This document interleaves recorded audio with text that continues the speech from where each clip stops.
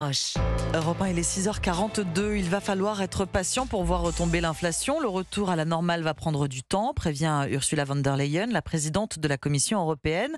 En attendant, mauvaise nouvelle, les assureurs vont à nouveau augmenter leurs tarifs l'an prochain. Votre invité, Alexandre, c'est Olivier Moustakakis, cofondateur d'assureland.com, comparateur d'assurance en ligne. Bonjour Olivier Moustakakis. Bonjour Alexandre Lemaire. L'inflation plombe toujours le pouvoir d'achat des Français, puisqu'au mois d'août, on voit bien que les prix à la consommation ont encore augmenté de près de 5%. C'est dans ce contexte que les tarifs d'assurance vont encore augmenter l'année prochaine. Alors malheureusement, on est sur une tendance haussière encore pour l'année prochaine, due principalement, si vous voulez, à la hausse de la sinistralité, qu'elle soit climatique, au niveau des cambriolages également, puisqu'il n'y a pas que les phénomènes climatiques qui pèsent sur l'indemnisation et la facture que doivent débourser les assureurs. Donc en effet, on est sur une tendance qui nous est pas favorable à nous consommateurs. C'est-à-dire les cambriolages sont en recrudescence, Olivier Moustakakis? Alors tout à fait, on avait déjà observé en ce qui concerne l'assurance habitation déjà à mi-année.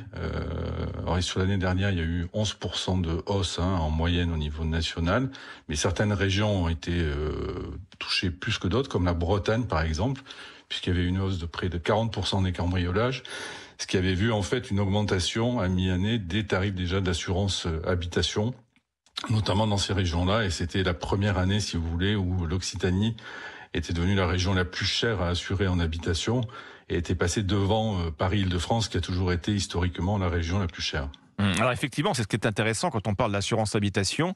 Les tarifs sont corrélés à la prévalence des cambriolages et c'est ainsi qu'on voit des écarts assez nets entre différentes régions. Tout à fait, puisque la hausse la plus forte, si vous voulez, sur 2022 et mi-2023, ça a été la Bretagne, qui a historiquement été toujours la région la moins chère, qui reste encore la région la moins chère. On est en moyenne à 189 € pour assurer une habitation, quand la moyenne nationale se situe à 227 €, mais elle a subi une hausse de plus de 10%. Justement, eu égard à cette forte hausse des cambriolages. Forte hausse des cambriolages, une hausse à venir l'année prochaine, nous confirmez-vous, des tarifs d'assurance. Quels conseils donner pour essayer de faire des économies sur son contrat d'assurance? Je veux dire, je peux appeler mon assureur, je peux renégocier mon contrat à tout moment, il est temps? Alors, nous avons la chance d'être sur ce qu'on appelle un marché de libre concurrence. Donc il y a une concurrence qui est très forte entre les différents acteurs du marché, puisque dès qu'ils augmentent un peu de façon trop importante les tarifs, les assurés s'en vont, ils cherchent notre assureur. Donc ils font quand même attention, si vous voulez, à pas perdre trop de clients. Donc il faut pas hésiter, c'est vraiment le conseil que l'on peut donner à vos auditeurs, à faire jouer la concurrence, donc à regarder le marché, puisqu'à un moment donné, les assureurs vont vouloir faire des tarifs promotionnels, surtout pour acquérir un nouveau client. Ils se rattrapent ensuite les années suivantes en augmentant leurs tarifs. Donc il ne faut pas hésiter à faire le tour régulièrement du marché, tous les 18 mois à 2 ans, ça fait du sens, pour voir si vous êtes toujours mieux positionné ou si vous pouvez trouver, à niveau de garantie équivalent, un tarif plus intéressant. Du côté de la voiture, maintenant, les automobilistes, alors déjà touchés par une nouvelle flambée des prix à la pompe, et on en parlait hier ici même sur Europe 1, mais les assureurs déplorent aussi l'inflation galopante des réparations automobiles. Sur un an, la facture moyenne a augmenté 2 fois plus vite que l'indice des prix à la consommation. Est-ce que ça veut dire, là aussi, que les tarifs des assurances auto vont suivre le même mouvement, vont augmenter fortement ? Alors, les tarifs des assurances auto, nous, on prévoit qu'ils augmentent entre 3,5 et 4%, donc moins que l'assurance habitation, puisque l'assurance habitation, on est plutôt sur du plus 5%, d'accord? Donc oui, en effet, selon l'association SRA, les coûts de réparation ont atteint à peu près plus 8,42% sur un an, donc une augmentation qui est significative. Voilà. Maintenant, il faut mettre en balance la fin du monopole des constructeurs sur les pièces détachées, et ça c'est vraiment une bonne chose, et le recours aux pièces de réemploi, qui restent 30 à 40% moins chères, si vous voulez, que les pièces neuves.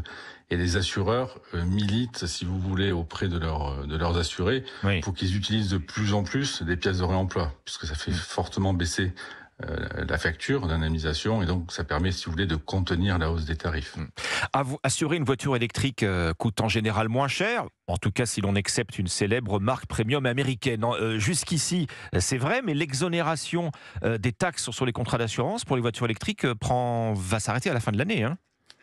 Elle prend fin cette année, en décembre 2023, et l'impact, il est en moyenne de 12%. Si vous voulez une assurance électrique, en moyenne, coûte à peu près moins cher de 12% par rapport à l'assurance d'un véhicule thermique, d'accord ? Puisque cette taxe, elle est de 33% sur la garantie routière et de 18% sur la garantie tout risque. Donc c'est une économie non nulle. Le vrai sujet, et il faudrait interroger Bercy à ce sujet, c'est de savoir ce qu'il va faire justement dans son projet de loi de finances 2024. Est-ce qu'il va à nouveau exonérer les véhicules électriques neufs, si vous voulez, de cette taxe ou pas ?